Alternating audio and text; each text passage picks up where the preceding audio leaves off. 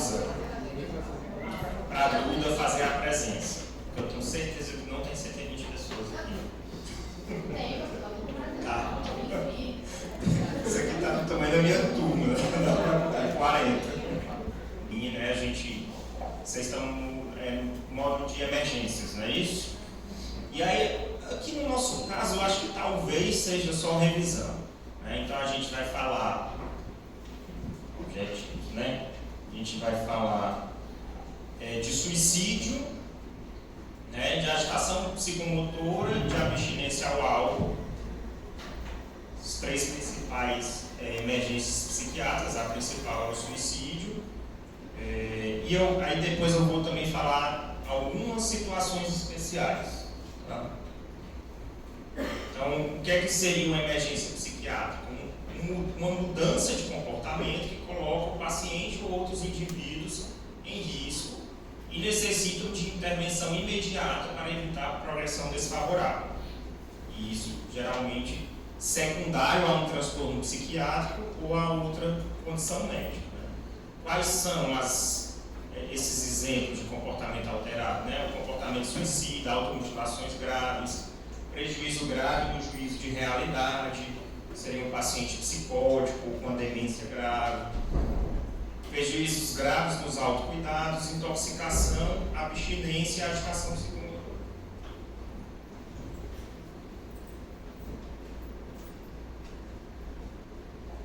O módulo essa parte de suicídio está muito baseado nesses guidelines da Associação Brasileira de Psiquiatria, foi publicado no final de 2020, tem algumas atualizações do Clínica Psiquiátrica da USP e alguns artigos também. Então vamos lá. Suicídio, né, epidemiologia. A estimativa é que existam cerca de 800 mil suicídios por ano no mundo, tá? Com cerca de 20 milhões de tentativas.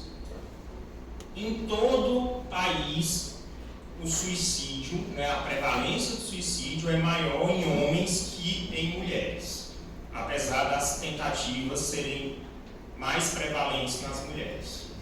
A média, né, de incidência do suicídio é de 11,4 casos para cada 100 mil habitantes ano. Tá? É a 10ª causa de morte na América do Norte. Suicídio. Tem país que é mais, tem país que é menos. Ela é a principal causa de morte entre 15 e 24 anos. 80% em países de média e baixa renda. Então, assim, representa 80% das mortes violentas em países de média e baixa renda. Então, em países mais pobres, você tem mais mortes por suicídio. 50% das mortes violentas em homens e 70% das mortes violentas em mulheres. E essa taxa tende a aumentar com a idade. Suicídio. Tá? Não em números absolutos, em números relativos. Em algumas, isso aqui ó, seria a média do mundo, né? Então você tem uma taxa de suicídio bem maior acima dos 8 anos, dos 80 anos. Mas existem alguns países, né, em que está aumentando bastante a taxa de suicídio em jovens. Então, se você pegar ali, ó, no sul da Ásia, em homens, em jovens já está quase alcançando aqui, ó, os idosos, né? Então, você pode falar em algumas regiões como já apresentando uma bimodalidade na taxa de suicídio, aumentando em jovens, não que esteja diminuindo nos idosos. Mas, de uma forma geral, no mundo, ela é ascendente. Qual é a tendência mundial do suicídio?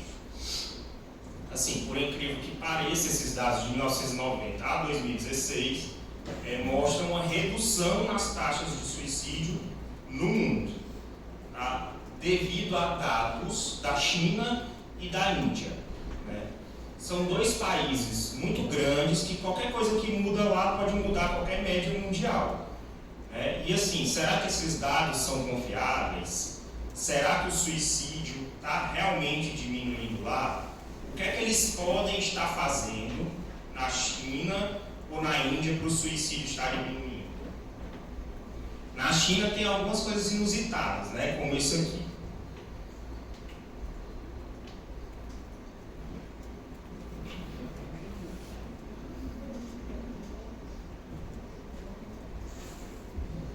Talvez isso esteja diminuindo as taxas de suicídio na China. Já deve estar tendo um impacto, que isso foi mais ou menos em 2010 e 2011. Esse artigo foi publicado em 2019, então de lá para cá a taxa de suicídio caiu. E no Brasil? Gente, no Brasil, o suicídio é muito subnotificado, tá certo? Muito. Por várias questões, questões culturais, questões às vezes de seguro de vida, O paciente não é notificado como tendo morrido por suicídio. Vai como politrauma, acidente de trânsito, autointoxicação não intencional, tá certo? Então aqui é muito subnotificado. O que a gente tem de dado é que são cerca de 11 mil suicídios por ano notificados. Isso seria muito pouco no Brasil. É uma incidência abaixo da média mundial, menos da metade da média mundial, de 5,3 casos para cada 100 mil habitantes ano. Ainda assim, a quarta principal causa de morte entre jovens, de 15 a 29 anos. Aqui no Brasil, 4 vezes maior em homens, e de 2000 a 2016 teve um aumento de 40%. Foi porque melhorou a notificação? Foi porque aumentou mesmo? Difícil saber. Se você observar nesse boletim epidemiológico aqui da Secretaria de Vigilância da Saúde, a taxa de mortalidade de suicídio, ela é estável na mulher, em todas as faixas etárias a partir de 20 anos, e no homem ela aumenta consideravelmente acima dos 70 anos. E em todas as faixas etárias vocês veem que a taxa do homem é maior que da mulher. E uma característica do Brasil é que nos indígenas a taxa de suicídio, se for olhar por etnia, a maior taxa de suicídio está entre os indígenas.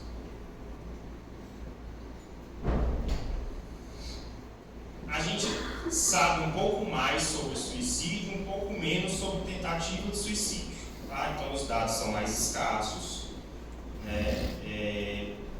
Pode ser até 40, 50, 100 vezes mais a prevalência, a incidência de que o suicídio, E a tentativa de suicídio, como vocês já sabem, é o principal fator preditor de um suicídio. Tá? A gente tem um espectro, que vai da ideação suicida ao suicídio. Então, ideação, planejamento, tentativa e suicídio. Como é que a Associação Brasileira de Psiquiatria padronizou a nomenclatura, as definições do suicídio? Existe muito, se você for pegar a literatura, tem suicídio encoberto, suicídio. Então, ele tentou simplificar ao máximo, certo? Então, o comportamento suicida compreende essas 4 definições. Em inglês, o comportamento suicida é suicidality. Então você tem a ideação suicida, que são pensamentos passivos ou ativos. Tá? Então se eu só estou pensando, mesmo que seja planejando, mas se eu não fiz nada, é ideação suicida. Se eu começo a preparar alguma coisa para o meu suicídio, seja uma carta de despedida, seja juntar remédio, seja ir olhar um lugar alto, isso já é considerado planejamento suicida, indica gravidade. Separou uma corda, tá? A tentativa de suicídio é já o comportamento autolesivo, que pode ou não resultar no suicídio. O suicídio já é a morte, então não precisa falar suicídio exitoso, esse tipo de coisa. Suicídio é suicídio, acabou, o paciente morreu. E hoje a gente tenta usar mais a expressão morte por suicídio ou morreu por suicídio do que cometeu suicídio, porque cometer pode levar a pensar em algo pecaminoso, né? Cometeu um pecado, né? Cometeu suicídio. Então, a gente fala morte por suicídio ou morreu por suicídio. Bom, quais são os fatores de risco, né, para o suicídio? Então, assim, você já está acostumado com isso, né? É multifatorial, tá? Então, nós temos fatores genéticos, psicológicos e de personalidade. Soma de múltiplas variáveis e nenhum fator isolado é preditor. Como eu disse para vocês, o maior preditor é uma tentativa prévia. Tentou antes e não conseguiu. Esse é o maior preditor. Para você ver como a nossa capacidade de prever o suicídio é ruim, né? Metade dos casos de suicídio ocorrem em pacientes considerados de baixo risco. Então você faz a avaliação do fator de risco, baixo risco. Metade dos casos de suicídio são desses pacientes. E 95% dos pacientes de alto risco não cometem suicídio. Então, assim, nossa especificidade e sensibilidade é baixa. Então, você precisa combinar fatores de risco, fatores de proteção, acesso ao serviço de saúde, transtornos psiquiátricos, motivações e redes de suporte para você tentar estimar o risco de suicídio do paciente. Mas é uma situação que sempre vale a pena pecar pelo excesso. É melhor considerar que o paciente vai cometer suicídio e ele não cometer do que você considerar que ele não vai cometer suicídio. Eu estou falando cometeu e ele morreu suicídio.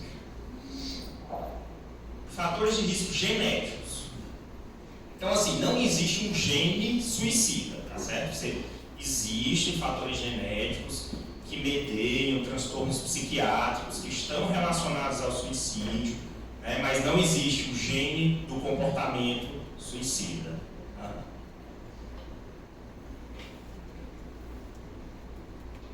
Fatores de risco sociodemográficos. Então, um dos principais é ser homem. Mais em países em desenvolvimento, né, mas nos países desenvolvidos também. As hipóteses para que isso aconteça, né, por que mais em homem? Então, estratégias de enfrentamento diferentes, né, homem e mulher. Mulher procura mais ajuda, procura mais rede de apoio, procura mais o serviço de saúde. O consumo de álcool, que é maior, mais pesado em homens, busca por ajuda, já falei, e os métodos dos homens que costumam ser mais violentos que os métodos das mulheres. Então, enquanto em grande parte das vezes as mulheres tentam com intoxicação, os homens ou tentam por enforcamento, arma de fogo, ou saltar de lugares altos. Outros fatores de risco sociodemográfico, né, são pessoas solteiras, divorciadas, viúvas, idosos, desempregados, imigrantes e orientação sexual não heterossexual. Também forças armadas, veteranos de guerra, prisioneiros e indígenas. Desses, os mais fortes são os solteiros e prisioneiros. Tá? População carcerária.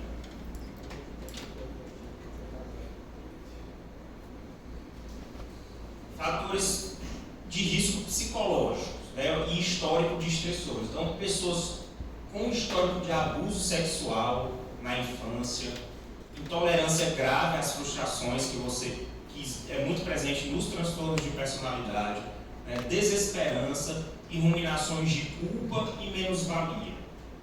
Tá? Passo 1 aqui, está todo mundo ok, né? Todo mundo conhece as expressões. Em relação à saúde geral, né? Isso aqui, tipo assim, são estudos, gente. Esses estudos, eles não têm tanta validade assim para o clínico, por quê? Porque não adianta o TSD aqui, é teste de supressão de dexametasona. Não adianta eu pedir o paciente o teste de supressão de dexametasona. né? Mas quando você faz estudos em grupos grandes, de pessoas que têm comportamento suicida e pessoas que não têm comportamento suicida, as pessoas com comportamento suicida, na média, né, têm o teste de supressão de dexametasona positivo, o cortisol aumentado e o DEA aumentado, né? Tem mais problemas no ciclo do sono, né? Dor crônica também aumenta o risco de suicídio e o diagnóstico recente de neoplasias, principalmente neoplasias graves.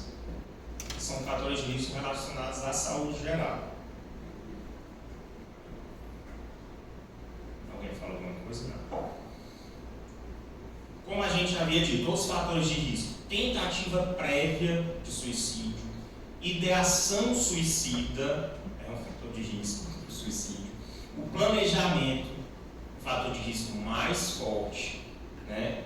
Automutilações, não todas, né? Danos autoinduzidos, não todos. E a história familiar de suicídio também é um fator de risco para o suicídio. Aqui falando sobre as automutilações não suicidas, né? As automutilações não suicidas hoje, elas são agravos à saúde de notificação compulsória, tá certo? Mas não estão tão estreitamente relacionadas ao suicídio. As que estão mais relacionadas são as mais graves, né? Então, assim, cortes profundos, com bastante sangramento, lesão tendínea, aí essas estão mais relacionadas com risco de suicídio. Então, depende da gravidade da autolesão. Se forem mais cortes superficiais, arranhões, né, agulhadas, não está tão relacionado ao risco de suicídio.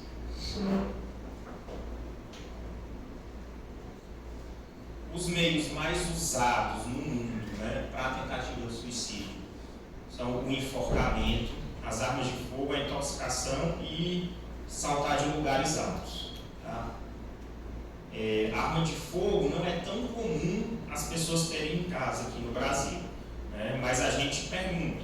Mas se for, por exemplo, um policial, um militar, você tem que ficar ligado para pedir para o paciente ou para a família tirar de casa a arma de fogo caso o paciente apresente risco de suicídio.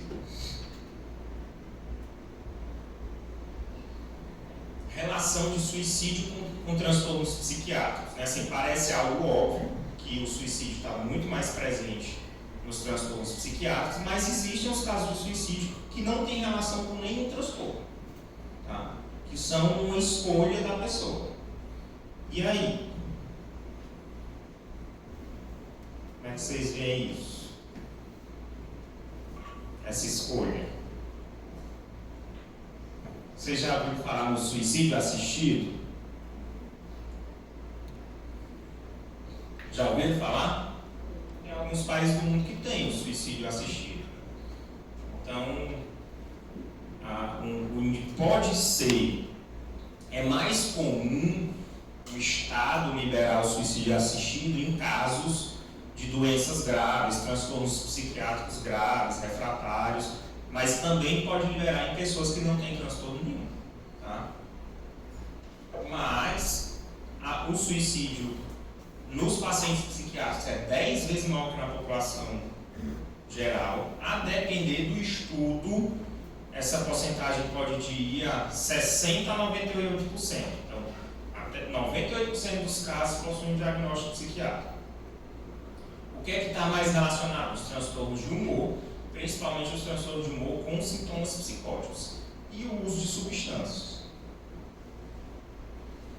Então você tem nesse estudo, nesse levantamento, né, 35% dos casos de suicídio relacionados aos transtornos de humor, 22% ao uso de substância psicoativa, 10% de esquizofrenia, 11% de transtorno de personalidade e aí outros.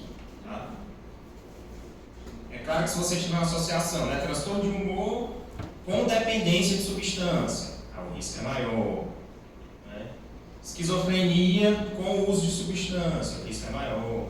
Transtorno de personalidade com transtorno bipolar com o uso de substância, aí o risco é maior ainda. Tá?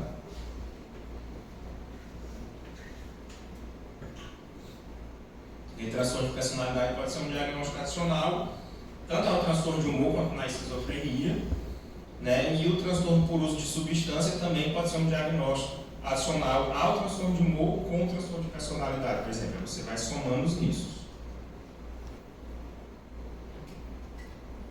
Antidepressivos e risco de suicídio, né? E colocando os antidepressivos como risco de suicídio. Então, existe, né, relatos anedóticos, né? Alguns psiquiatras falam que o paciente, no início do tratamento antidepressivo, aumenta o risco de suicídio. Alguém falou isso para vocês? Foi dito isso nas aulas? Pronto.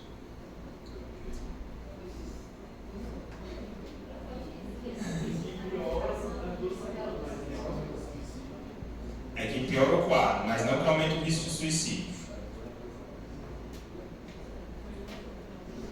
Bom, se foi dito, se não foi dito, né? Existe, o pessoal fala por aí, tá certo? Assim, de uma forma geral, isso não acontece, não aumenta o suicídio no início do tratamento, mas tem dados suficientes para dizer que em crianças e adolescentes, nos primeiros 30 dias, há um aumento de risco, tá? De suicídio. Esse aumento praticamente tende a zero aos 25 anos, tá? É maior, né, mas ainda assim é modesto, mas é maior em crianças e adolescentes. Tá? Uma das questões que se levantam, né, é a atenção ao transtorno bipolar, porque parte dessas pessoas, né, como muitos casos de transtorno bipolar, começam com depressão. Uma parte significativa dessas pessoas que têm depressão precoce, né, pode ser que sejam pessoas com transtorno bipolar. Né? Então, nós precisamos ficar atentos a isso. De uma forma geral, os antidepressivos reduzem o risco de suicídio, né, em 50% nos adultos e idosos. Então também a história que só o lítio que reduz o risco de suicídio não é verdade. Tá? Os antidepressivos também diminuem o risco de suicídio na depressão unipolar, né, em adultos e idosos. Avaliar o paciente, perguntar, aumenta o risco de suicídio?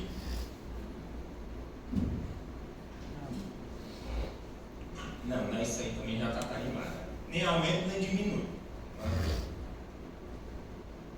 O que é que protege para o suicídio, pessoal? Religião, tá certo. Família, apoio familiar, suporte familiar. Casamento, atividade física, filho. Por incrível que pareça, isso não é tão estudado, né? Mas, assim, um dos pais da sociologia é o Durkheim, né? E ele, lá no século XIX, já só pelas observações dele, né? Ele já dizia que ele estudou muito sobre suicídio, né? Foi um dos primeiros a estudar sobre suicídio como um fenômeno sociológico, né? E ele falava da tríade, né? Casamento, maternidade e família, que era o que mais na época protegia o suicídio. De certa forma isso ainda é verdade, tá? Então, religião, família e maternidade, né? Em relação a medicamento, né? Na esquizofrenia, a clozapina, no transtorno bipolar, o lítio, na depressão unipolar, os antidepressivos. E nenhum fator é garantido que o paciente não vai cometer suicídio, não vai morrer por suicídio. Certo. De posse desse conhecimento, da epidemiologia, dos fatores de risco, dos fatores de proteção, vocês vão ter que rastrear, né, os pacientes. Vocês não vão fazer a avaliação de risco de suicídio em todo mundo que chegar no plantão de vocês. Mas vocês vão ter que ter um nível de suspeição. É uma emergência também. Da mesma forma que vocês têm que pensar nas outras coisas, no infarto, no AVC, no edema agudo de pulmão, na emergência hipertensiva, o que quer que seja lá, vocês também vão ter que pensar em suicídio, né? Que é outra situação que, como vocês viram, é causa de muitas mortes. Tá? Então, a avaliação, o rastreio, ser iniciada em qualquer paciente que apresente indícios de desejos, intenções ou tentativas de causar lesão em si ou de atentar contra a própria vida. Todos os pacientes que comunicarem suicídio deverão ser encaminhados para um especialista. Mesmo adolescente, a comunicação suicida ela não tem valor preditivo em adolescente. Adolescente dizer que vai se matar não quer dizer nada, é isso que está querendo dizer o dado, certo? Mas mesmo assim é melhor que seja encaminhado. Tá? A comunicação suicida é baixa, tá, pessoal? Então, pessoal, é baixa, mas não é irrelevante, porque o pessoal diz assim, quem vai matar não avisa. 45% avisa, tá certo? Então, assim, quase metade das pessoas que morreram por suicídio falaram sobre o suicídio nas semanas anteriores ao suicídio. Mas realmente a maioria, 55%, não fala nada, faz escondido, tá? Mas uma quantidade relevante pode ser salva porque avisou, tá? Então a gente só tem a entrevista clínica, tá? Que na urgência de vocês tem que ser ampla, rápida e efetiva, né? Então desconfiou, fulano, você está pensando em fazer alguma coisa contra a sua vida? Né? Tá triste demais, né? Triste demais, cabisbaixo, né? Às vezes dá uma deixa, eu acho que não tem mais jeito para mim, mas você está pensando em fazer alguma coisa contra você? Pronto. Já rastreou, entendeu? Você está pensando em desistir? Rastreou. Pode até ser uma falsa comunicação, mas rastreou. E às vezes a pessoa acha que não tem como ser ajudada e tem, né? Não existe um modelo capaz de prever o comportamento suicida. Né? Vocês também precisam ter em mente que a taxa de abandono do tratamento é alta, então assim, isso pode levar um alto grau de frustração a quem trabalha com isso, ao emergencista, ao psiquiatra. Então é preciso saber disso, que muitos pacientes abandonam o tratamento, mesmo você encaminhando, às vezes você encaminha e nem vai. Tá? Esse primeiro contato é essencial para o paciente entender que ele pode ser ajudado, que ele tem como ele sair daquela situação. E essa avaliação. A sua avaliação vai ser melhor ou pior, dependendo do ambiente que você esteja, da quantidade de paciente, se tem familiar, se não tem, se o paciente está intoxicado, se ele não está. Você vai realizar uma anamnese psiquiátrica, né? Detectar esses fatores de risco de proteção, fazer o exame do estado mental, não adianta aplicar escala nenhuma, principalmente no set de urgência, que não tem validade clínica, as escalas são mais para pesquisa, tá? E tentar excluir outras condições médicas. Né? Então, assim, só porque o paciente está triste falando suicídio, será que ele não tem alguma outra coisa? Né? Que justifique a apatia dele, a falta de energia, a falta de disposição, ou a agitação, se tiver risco, paciente com ideação suicida agitado, inquieto. Como é que a gente avalia esse comportamento suicida atual? Questiona quando passou do rastreio, passei do rastreio. Você está pensando em desistir, fazer alguma coisa contra a sua vida? Estou. Né? Aí você vai questionar diretamente. O que é que você pensou em fazer? Você planejou alguma coisa? Como é que vai ser feito? Onde é que vai ser feito? Você falou com alguém? Né? Então você vai perguntar diretamente sobre o plano dele. Não tenho um plano não, doutor. Eu tenho vontade, eu queria assumir, mas eu não fiz nada, eu não tenho coragem, meus filhos, então pronto. Então já é um risco menor. Tá? E aí você vai investigar o nível de desesperança dele, se ele é impossível, se ele não é, se ele está muito ansioso, se ele está tendo crise de ansiedade, razões para viver, se ele tem algum plano para o futuro.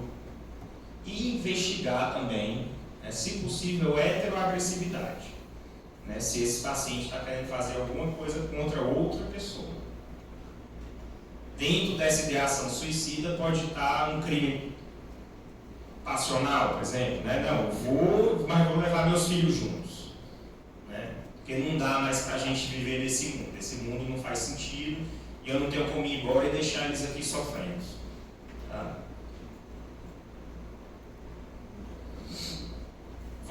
avaliar, né, a história patológica prévia desse paciente. Então, você já tem algum diagnóstico? Você faz tratamento? Né?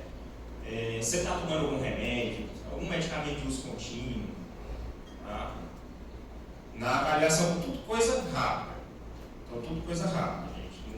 Não vai ficar 1 hora na urgência conversando com o paciente. Não precisa. Suspeitou, está pensando em fazer alguma coisa contra você? O que é? Tem algum plano? Avalia. Comportamento suicida. Plano. Já tem um diagnóstico? Já fez tratamento? História prévia. Na sua família, tem algum caso? Alguém já tentou suicídio? Alguém morreu com suicídio recentemente, que é um risco aumentado também? Então, é rápido, tá? A aula é longa, mas a avaliação é rápida, na urgência.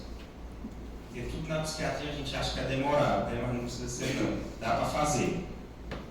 Situação social, você pela identificação do paciente, você já vai sabendo se ele está desempregado, se ele está tendo algum problema legal, se teve um luto recente, né, se é um paciente de situação de rua, tá? Isso aí tudo você vai pegando na entrevista. Né? Você trabalha com o quê? Não, perdi meu emprego, faz um mês. Né?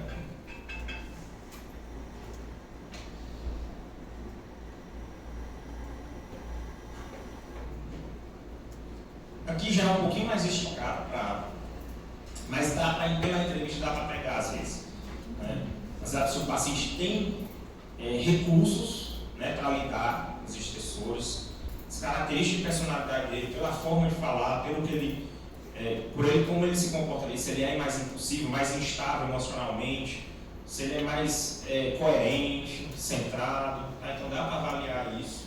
E também crenças e cognições, né? Não só crenças religiosas, né? Mas o que ele pensa sobre o suicídio, tá certo? Sobre fazer mal para ele mesmo, se não tem problema nenhum ou se vai contra os valores dele.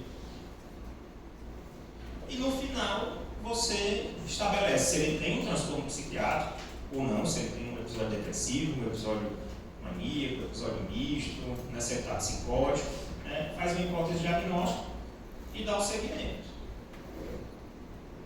Qual o segmento? Né? Várias condutas podem ser tomadas. Você pode mandar esse paciente para casa com uma carta de encaminhamento, né? Você pode mandar internar o paciente, você pode mandar ele por CAPS, né? Você pode dizer para ele procurar. O que costuma, assim, um nível de evidências um pouco melhor é esse paciente ser seguido por um especialista. Ainda assim é nível 3 de evidência. Tá? Você vai tentar amarrar. E se ele estiver sozinho, se não tiver família, manda o familiar vir para levar. Tá? Existe também uma intervenção chamada plano de segurança, né, que são serviços especializados em suicídio, tentativa de suicídio, que aqui em Fortaleza é o Pra Vida da UFC, o Programa de Apoio à Vida, certo? Que também é nível 3 de evidência, ele é transdiagnóstico, né? Independentemente do diagnóstico do paciente, quem tem ideação suicida, risco suicida alto, tentativa de suicídio, faz um tratamento lá com um tempo determinado. Já com todas as consultas agendadas, quem é que vai seguir ele? Passa por psicólogo, por psiquiatra, terapeuta ocupacional. Existe em alguns lugares do mundo. Quando é que a gente vai internar? Então, um planejamento suicida de risco, né? O paciente já deixou tudo pronto. Tá? Paciente com tentativas frequentes e recentes, então já tentou várias vezes. Lembrando que é o nosso principal preditor, principalmente se essas tentativas vêm aumentando a gravidade, quer dizer, o paciente vem se aproximando, né, do suicídio. Muitas vezes a pessoa não sabe o que é que vai matar ela. Às vezes ela acha que tomar 5 comprimidos de Rivotril vai matar ela. Depois ela vai descobrindo que não.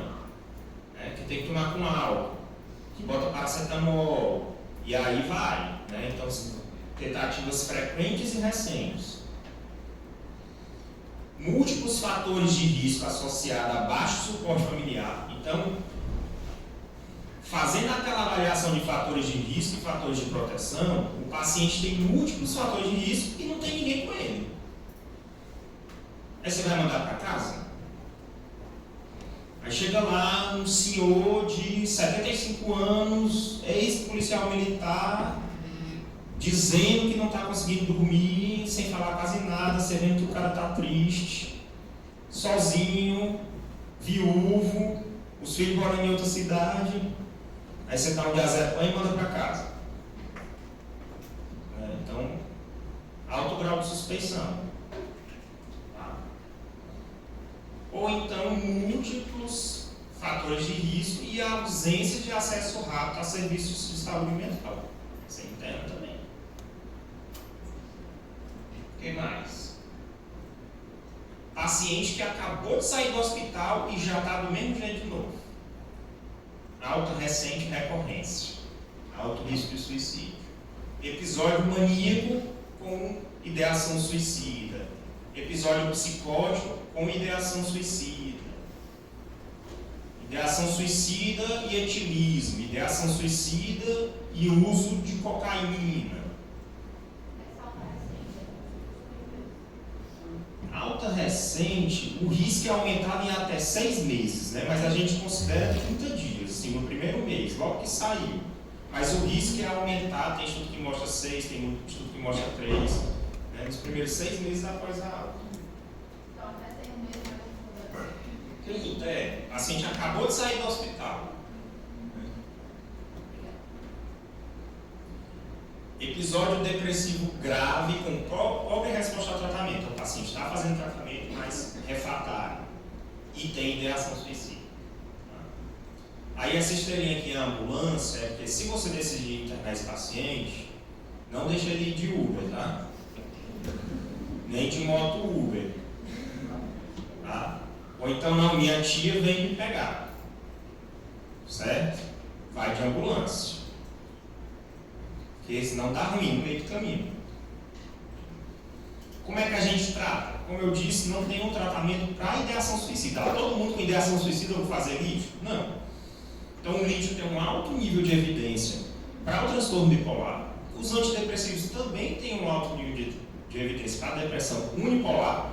Está certo que o lítio é usado como um potencializador na depressão unipolar. Então, um paciente que está um pouco mais resistente, né, ou que está resistente ao antidepressivo, você pode associar o lítio, mas não é só porque um paciente com depressão bipolar está com ideação suicida que você vai fazer lítio, até porque tem as repercussões de longo prazo do uso do lítio, que vocês sabem disso. Né? O ECT, né, eletroconvulsoterapia em casos graves e refratários, tá? Principalmente em transtornos de humor, né? Principalmente a depressão unipolar, mas a depressão bipolar também pode ser feita, mesmo com risco de mania, de virar uma mania.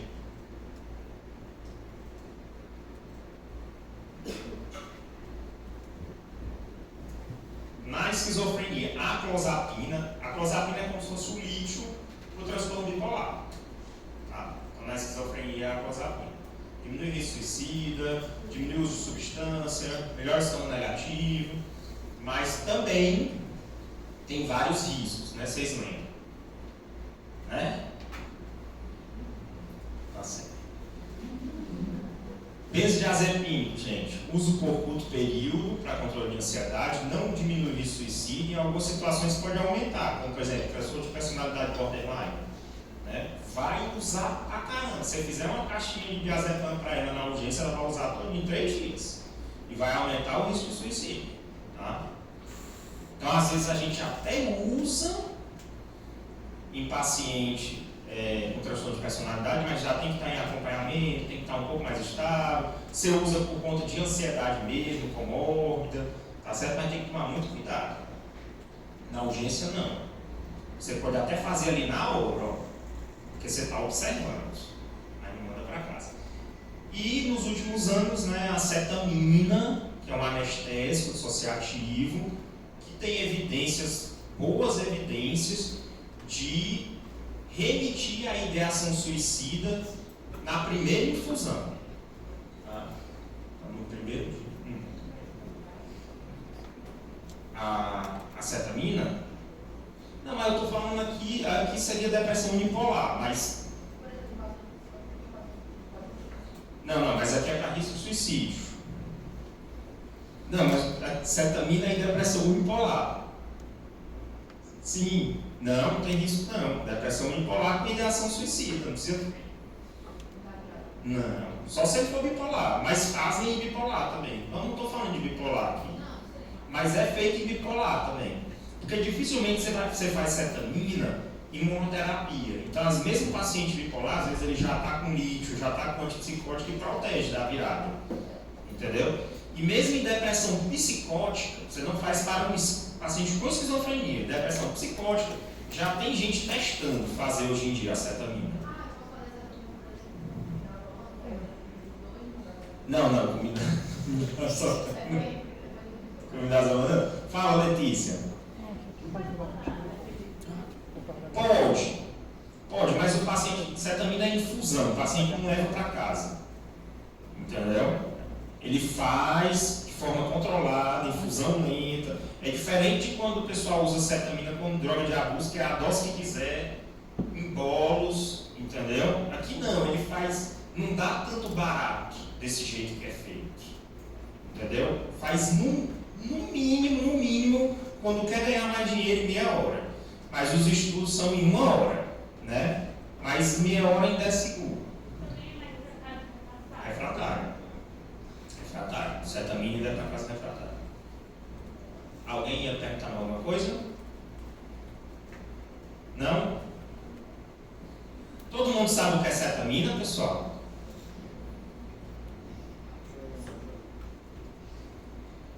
E as psicoterapias?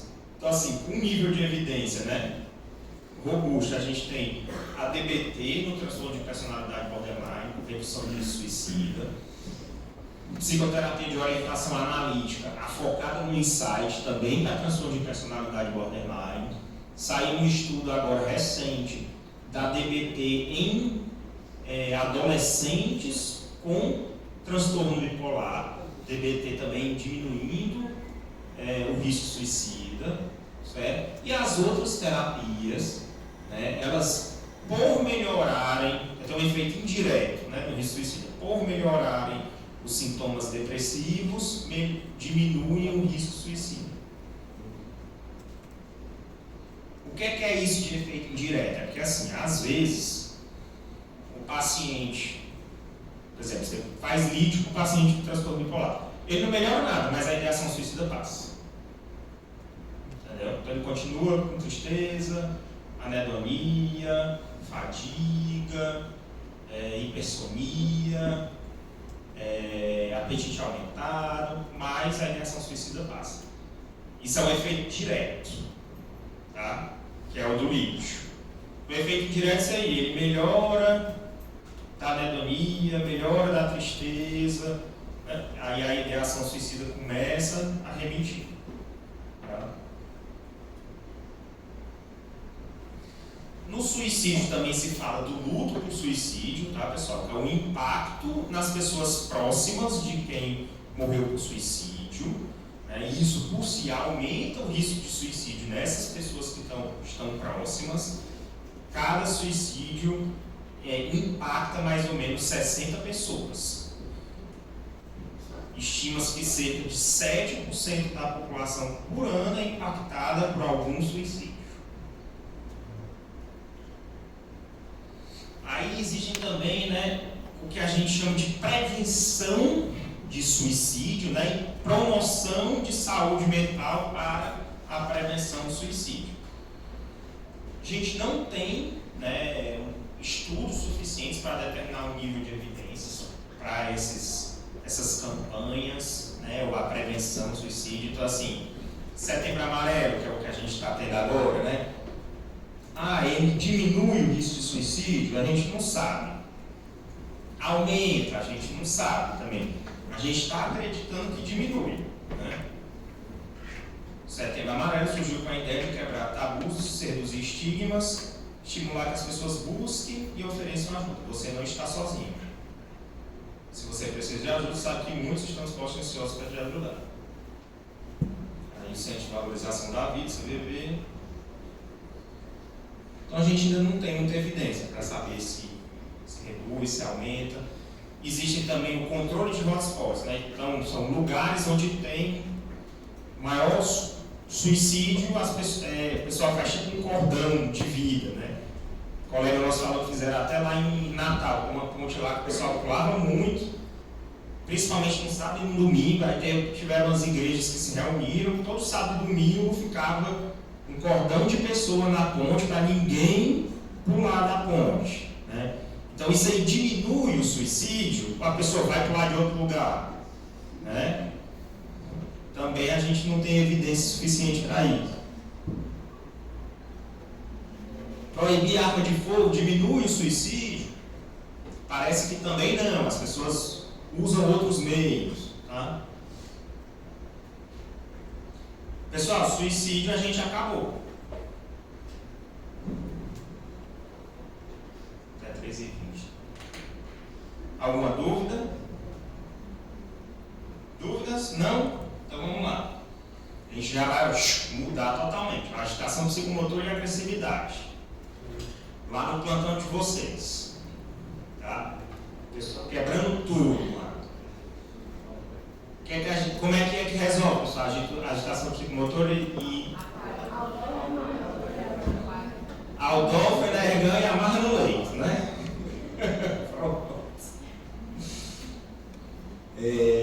Quais são nossas prioridades? Controle do comportamento agressivo e da agitação psicomotora, diagnóstico diferencial, que a agitação psicomotora pode ser secundária a vários quadros metabólicos, AVC, estado pós-ictal na epilepsia, uma própria crise epilética, pode ser um monte de coisa, né? E planejar o segmento desse paciente, né? Diagnóstico e segmento. Falando do ambiente da urgência, tá certo? Um ambiente que reduz o risco de agitação psicomotora nos pacientes psiquiátricos, principalmente, né? Porque se for secundária a uma lesão cerebral não vai fazer muita diferença. Mas que ambiente seria esse? Seria um ambiente com baixo tempo de espera, com água, com alimentos, com redução de estímulos ambientais, regras claras escritas em letras grandes, né? Um ambiente seguro e tranquilo, uma equipe treinada, câmeras de segurança, uma possibilidade de avaliar o paciente em ambientes abertos, consultórios com saída fácil e botão de segurança, detector de metais e equipe de segurança, pelo menos com taser. E aí, qual foi a urgência que vocês conheceram assim aqui? Tem alguma? Vocês já foram na urgência do Hospital de Saúde Mental? É desse jeito? Então, Aldolfo, Energan e amarra. Vamos lá, ó. Dependendo do estudo, gente, até 90% dos casos de agitação psicomotora e agressividade pode ser por condições não psiquiátricas. Por quê? Que estudo é esse que um é 15% e o outro é 90%? Me explica. Foi hospital terciário. Então, um estudo que é feito numa UTI coronariana. A maioria dos casos não vão ser psiquiátricos, de agitação psicomotora, vão ser provavelmente delírio, né? Estado consciente agudo, né? Delírio hipercinético. Mas se você faz esse mesmo estudo no Hospital de Saúde Mental de Messejana, a maioria vai ser psiquiátrico. Vai ter casos que não é psiquiátrico? Vai. Mas a maioria não é. Quando é que eu desconfio, assim, mais para que não seja psiquiátrico, seja outra causa? Então, a agitação psicomotora e a agressividade em idosos e crianças, início agudo, foi muito rápido, né? Não tem uma história. Geralmente os transtornos psiquiátricos têm uma história, né?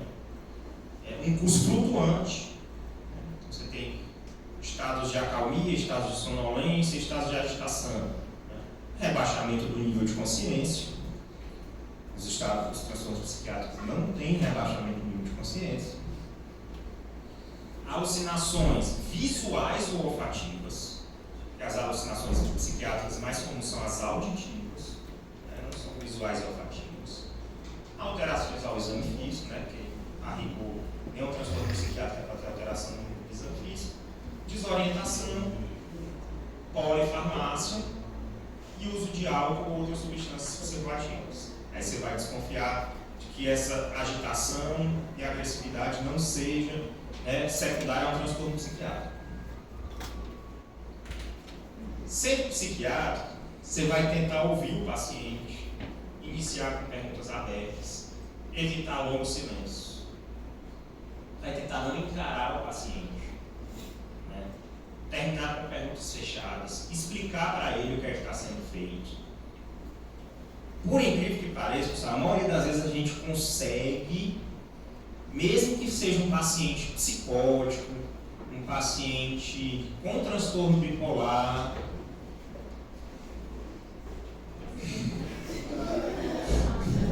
diabo é isso? Voltou o transporte coletivo. Estava de greve. Desceu um monte de gente da parada.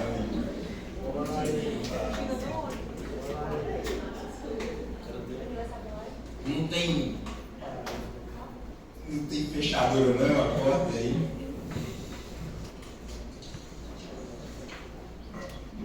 Faz a chamada aí.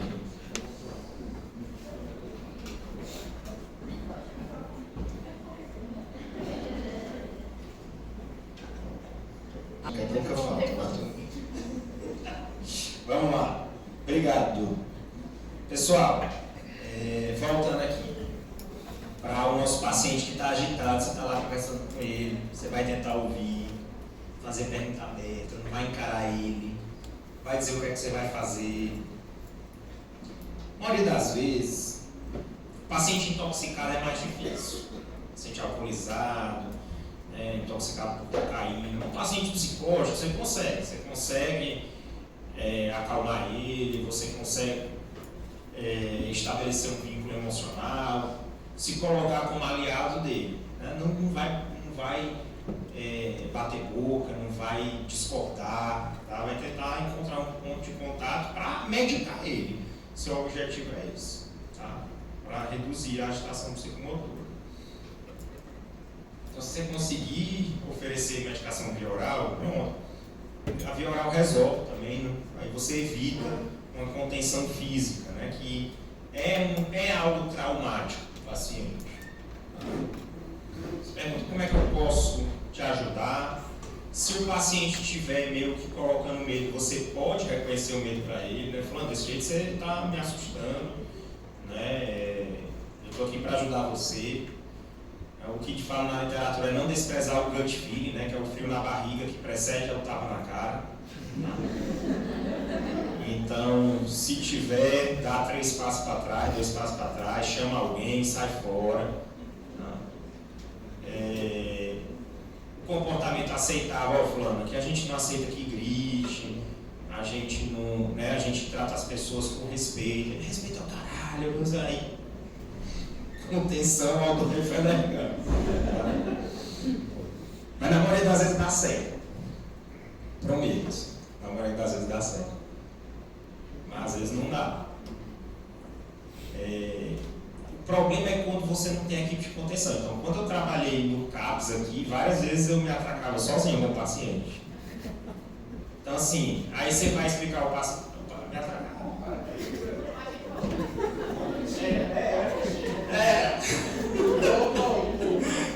Não, aí tinha um postinho de enfermagem, né? Aí quando eu pegava, ia chegando gente, aí fica aquele bolo em cima do paciente, aquele negócio, né? Levando ele lá para o posto de enfermagem, aí quando aí a enfermeira já está preparando, né?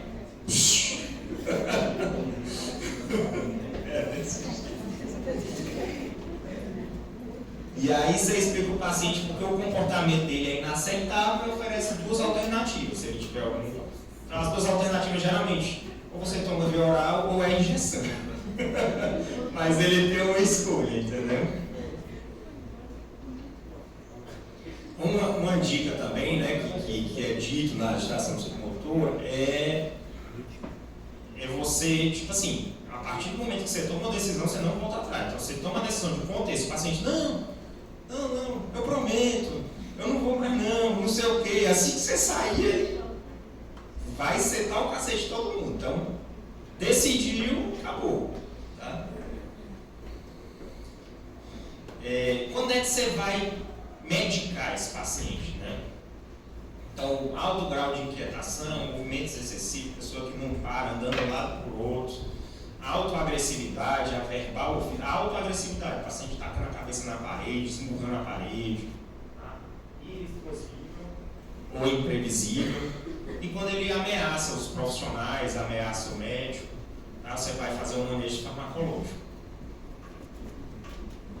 E daí, né, a ideia, manejo farmacológico com contenção, né, gente? Se não o manejo verbal falhar, né, a injeção intramuscular você vai fazer com contenção. Então o paciente vai ser contido e medicado, tá? Com injeção intramuscular.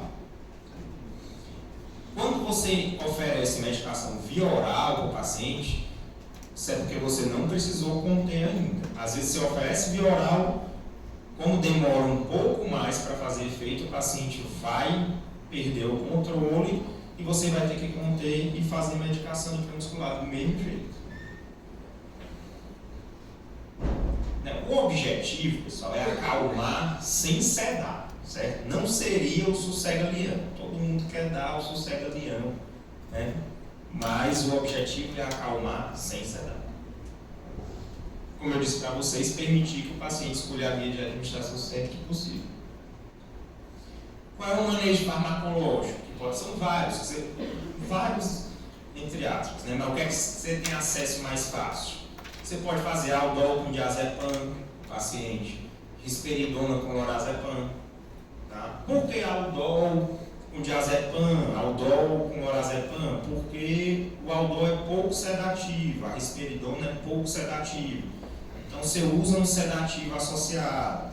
Pode ser aldol com fenergan via oral também? Pode. Você tem que ver o que é que tem. Isso é até importante, assim, quando vocês forem dar plantão no lugar, o que é que tem, né, na urgência? De uma forma geral, para as especialidades, o que é que tem aqui? O que é que tem de psicotrópico? O que é que tem de sedativo? Então, se o que tiver aldol e fenergan via oral, você faz aldol e fenergan. Se tiver olanzapina, você pode fazer olanzapina também. A olanzapina ela já é sedativa, então você não precisaria usar um sedativo associado com ela. Intramuscular. Intramuscular, hoje no Brasil a gente só tem aldol com midazolam ou aldol com prometazina. Prometazina sendo fenergan. Tá? Essa dose que eu estou colocando aqui, o que é mais usado no Ceará? O Ceará é aldol e fenergan. Essa dose de 2,5 e 12,5 seria meia ampola. Tá? Aqui se costuma fazer uma ampola. Por que meia ampola?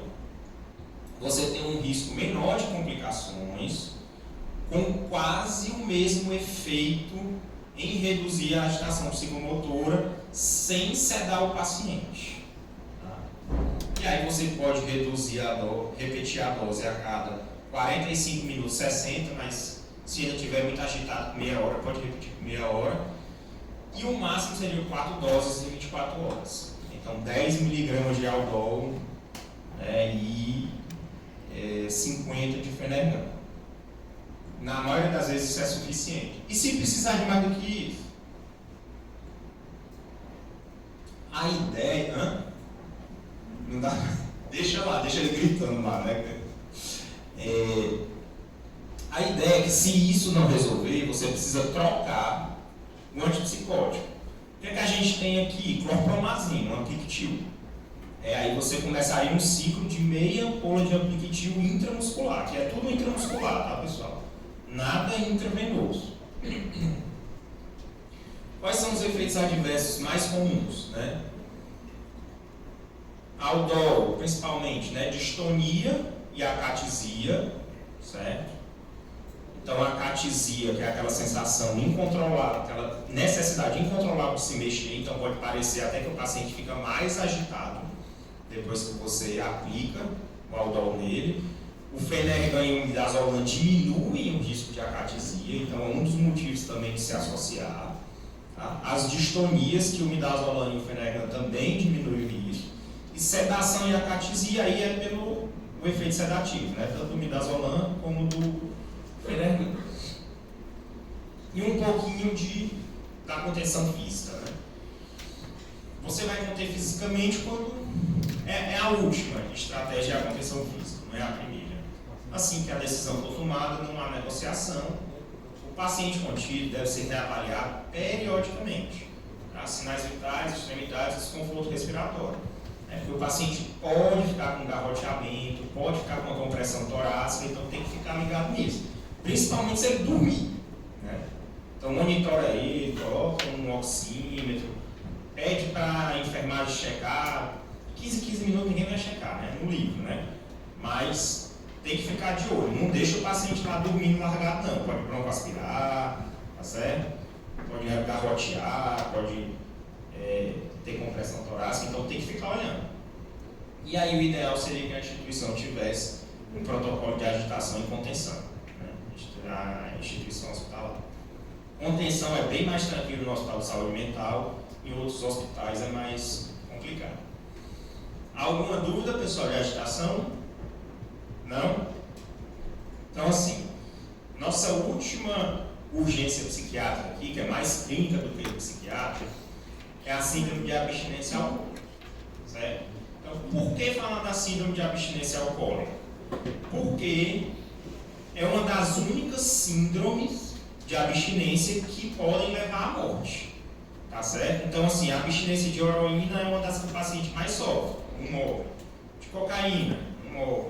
Cigarro, não morre. Maconha, não morre. Tá? Êxtase, LSD, não morre. Álcool, morre. Benzodiazepínico, morre. Morre se for meia-vida curta. Mas a maioria dos nossos meses são meia-vida mais longa. É difícil dar uma abstinência grave. Ele vai fazendo meio que um desmame. É gradual. Zolpidem, morre. Tem que ser muito zolpidem. Pode morrer também. Mas no nosso meio, mais comum é a abstinência alcoólica. Por quê? Porque não é incomum aqui uma pessoa beber uma garrafa de cana por dia. E essa mata. Tá certo? Então, assim, esse uso pesado é que tem esse risco maior. A abstinência do uso pesado, ela demora um pouquinho mais para começar os sintomas. Tá certo? Do que do uso leve a moderado. O uso leve a moderado, ela é autolimitada, é mais rápido que começa, o paciente com tremor, ansiedade, uma insônia, e passa. Quem paciente que é ativista pesado vai agravando. E aí pode ter o quê? Ansiedade, irritabilidade, sintomas de desautonomia, vômitos, tremores, hiperreflexia, hipertensão, convulsões, alucinações. É muito comum as alucinações na pele. Né? E aí, o auge da complicação, né, da abstinência alcoólica é o delírio tremens. Né? O delírio tremens é uma síndrome de abstinência ao álcool. Certo? Só que chega no nível que o paciente fica em estado confusional agudo. Né? E é muito comum o delírio tremens, alucinações e convulsões. E outra complicação associada no paciente ativista pesado de longa data é a encefalopatia de Wernicke. Então, o delírio tremens, né, que é a principal, que é uma síndrome de abstinência, a mais grave que tem, o paciente está em estado confusional agudo, com instabilidade autonômica, alucinações visuais e táteis, convulsões, se não tratado. E a mortalidade é de 30% sem tratamento. Então, é uma mortalidade alta do delírio tremens. Geralmente, esse paciente é o quê? Aquele paciente que bebe 1 litro de garrafa de cachaça por dia, que se alimenta mal, tá? E que entra em abstinência por algum motivo que não foi porque ele quis parar de beber. Então, ou ele está com pneumonia, ou ele está com pancreatite, ou ele está com hepatite, ou ele caiu, ou bateram nele e ele parou de beber. Aí ele entra em abstinência. Tá certo?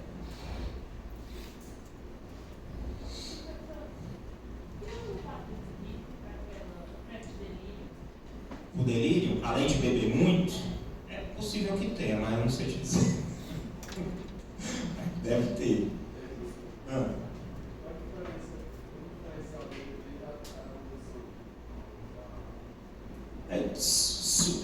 No delírio tremens, o paciente tem que preencher critérios para o estado confusional agudo, né? Se ele não tiver flutuação do nível de consciência, né, aquele quadro flutuante do estado confusional agudo, desorientação, né, nos momentos que tem, né, o paciente estado confusional agudo fica mais desorientado, depois fica um pouquinho mais orientado. Se ele não tiver isso, for só a convulsão direta, aí não é delírio tremens. Tá? E delírio tremens é muito comum alucinação. Muito comum alucinação. A encefalopatia de Wernicke, que é uma síndrome neuropsiquiátrica aguda causada pela deficiência de vitamina B1. Aí ela tem uma tríade clássica, que como toda tríade clássica da medicina é só na minoria dos casos, tá? Que é a oftalmoplegia de estágio, né? Alteração do nível de consciência e instabilidade postural. Na prática, o que é que a gente faz? Se o paciente tiver uma dessas três alterações, você já trata como se fosse encefalopatia de Wernicke. Basta uma. Teve nistagmo, uma abstinência, encefalopatia de Wernicke. Teve instabilidade postural, quer dizer, o cara não está mais alcoolizado, não está mais bêbado, ele está em abstinência, ele está trôpego, encefalopatia de Wernicke. Ou então, está com flutuação de nível de consciência, numa abstinência, vai pensar em delírio tremens com encefalopatia de Wernicke. Tá? A abstinência alcoólica, que pode cursar com agitação psicomotora, com agressividade, com desorientação, é a única agitação psicomotora, digamos assim, que você trata com benzodiazepina. Então, quem é o tratamento de escolha da síndrome de abstinência alcoólica? Benzodiazepina, tá? De horário. A gente fala até sedação leve. Então, quando o paciente ficar levemente sonolento, você para o benzo, tá? Esse benzo, pessoal, tem relato de casos de até 2.400 miligramas de diazepam em um dia, tá? Então, não tem dose máxima. Mas tem alguns protocolos, isso é medicina intensiva, mas tem alguns protocolos psiquiátricos até o diazepam. Se não resolver, tchau, tem que ir para outro, tá? Tem protocolo de medicina intensiva que, tipo assim, chegou em 240 mg de diazepam, continua com abstinência, né? Continua com sintomas de abstinência, convulsionando, tremendo, hipertenso, aí tem que ir para anestésia, tem que entubar e ir para anestésia, certo? Aí você vai para propofol, cetamina, desmedetomidina, outras coisas, tá? Mas na maioria dos casos, ou diazepam de hora em hora, ou lorazepam de 2 em 2 horas. De escolha é o diazepam. Lorazepam só faz se o paciente tiver lesão hepática aguda, né? Ou então, se for desconhecido o status hepático dele. Mas se o paciente está ictérico, lorazepam, tá? Tiamina faz para todo mundo profilática, para evitar encefalopatia de Wernicke, mas se você achar que o paciente tem encefalopatia de Wernicke, só achar, você vai tratar para encefalopatia de Wernicke. Vai fazer o ácido fólico, 1 miligrama IM/V, tá? E o antipsicótico pode ser feito, se necessário, em associação ao benzodiazepina, tá certo? Se o paciente tiver com sintomas psicóticos muito graves ou com uma agitação muito intensa. Então aqui, ó, os casos graves, né? O delírio tremens, crises convulsivas e encefalopatia de Wernicke são manejados preferencialmente em leitos clínicos. Não é no hospital de saúde mental. Tá? Se houver suspeita de encefalopatia de Wernicke, aí a tiamina não é profilática, é tratamento. 500 mg IV de 8 a 8 horas por 5 a 7 dias. E tem protocolo que diz até cessar os sintomas que fez com que você começasse a tiamina. Então, foi por nistagmo, faz até melhorar o nistagmo. Infelizmente, tem casos que a encefalopatia de Wernicke progride para demência de Korsakoff. Né? Então, são lesões irreversíveis cerebrais. Certo? Por isso que ela se chama encefalopatia de Wernicke-Korsakoff. Korsakoff ela não reverte mais. Eu sou mais assim, a título de prova, se aparecer Korsakoff é a mesma tríade da Wernicke, né? Hã? A própria questão de provas aí da vida, quando aparece Korsakoff, o quadro clínico é semelhante ao Não é semelhante não, porque na encefalopatia de Wernicke é junto com a abstinência. Aí o paciente sai da abstinência, fez o tratamento aqui e ficou com amnésia anterógrada, irreversível, aí é Korsakoff. Começa a confabular, inventar história, né, que é um clássico, né, da Korsakoff. Aí é porque o dano cerebral da encefalopatia de Wernicke não se reverteu. Tá? Pessoal, só uns pontinhos. A abstinência a gente terminou, tranquilo? Então eu vou falar aqui só outras situações que vocês podem pegar nos plantões de vocês. Então, abuso ou negligência doméstica, tá certo? Vocês podem se deparar com isso também. Batam um papo com o serviço social, liguem para o conselheiro do Conselho Regional de Medicina, se orientem, tá? Se você desconfiar que alguém está sendo abusado, sendo vítima de negligência doméstica. Tá? As vítimas geralmente dão relatos inconsistentes, pode até parecer que elas estão defendendo o agressor. É um medo.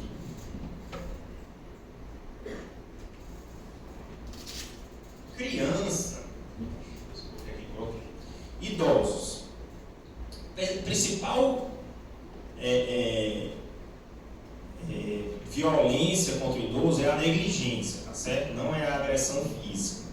Tá? Então, uma das dicas que o idoso pode estar sofrendo negligência é tipo assim, ele pertence à pressão dele, está sempre descontrolada, a pessoa não está dando o remédio dele. Entendeu? Isso pode acontecer. Então dá a mais, ele fica hipotenso. Às vezes é isso.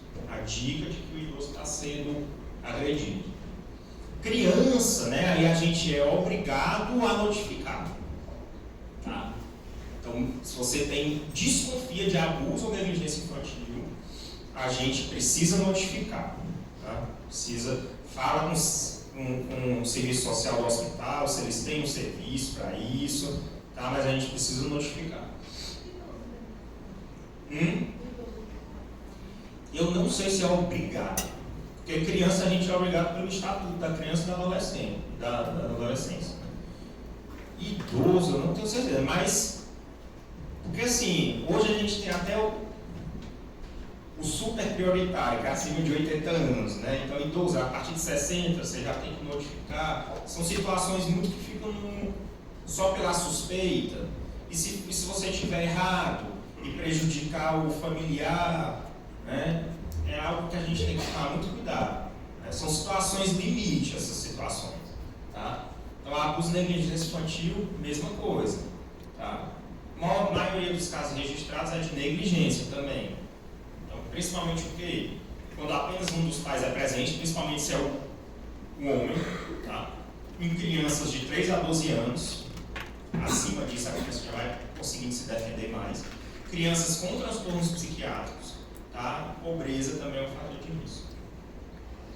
Outra situação que a gente pode encontrar é a violência sexual, tá certo? Então são pacientes em alto risco de TEPT, que têm aversão ao exame físico. Você precisa estabelecer um vínculo, deixar claro que o paciente está seguro. É muito comum que a vítima de violência sexual, na hora da entrevista, esteja dissociada, tá? Então ela está dissociada, como se estivesse fora, né? Não está em contato com o meio. E aí, quando apropriado, é que você vai abordar assuntos como DST, HIV, gravidez, possíveis repercussões do crime, culpa, né, e aconselhamento e psicoterapia estão indicados para todas as vítimas. Mais 2 situações para a gente terminar. Vocês tiveram aula de síndrome neuroléptica maligna? Não, eu sei, mas no semestre passado teve síndrome neuroléptica maligna? Não? Alguém sabe o que é? Então é outra situação que vocês podem encontrar no pronto-socorro.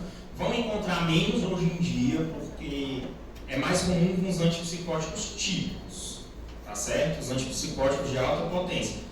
Mas a síndrome neurolética maligna, você já ouviu falar da hipertensão maligna, da anestesia? Já ouviu falar? Pronto, ela é hipertermia maligna. Ela é da família da hipertermia maligna, é uma reação idiosincrática, ela não é dose dependente, tá certo? É a mesma sintomatologia da hipertermia maligna. O paciente, em uso de antipsicótico, ele abre um quadro, né, de hipertermia, desautonomia, principalmente com hipertensão e rigidez muscular intensa. Esse paciente tem que ir para a UTI, tá? Quando é que você vai suspeitar? Início recente de antipsicótico, pode ser em qualquer fase do uso, porque é idiosincrático, mas é principalmente no início do antipsicótico, tá certo? E pacientes com Parkinson que, por algum motivo, pararam subitamente o antiparkinsoniano. Então, pode ser tanto a retirada de um agonista dopaminérgico, como a introdução de um antagonista dopaminérgico leva aí a síndrome neuroléptica maligna.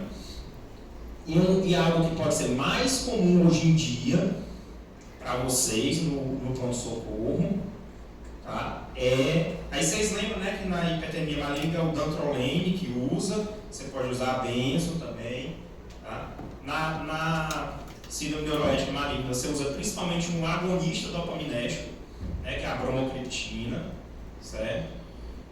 E outro que não é idiosincrático, que é dose dependente, é a síndrome serotonérgica. Você já ouviu falar na síndrome serotonérgica?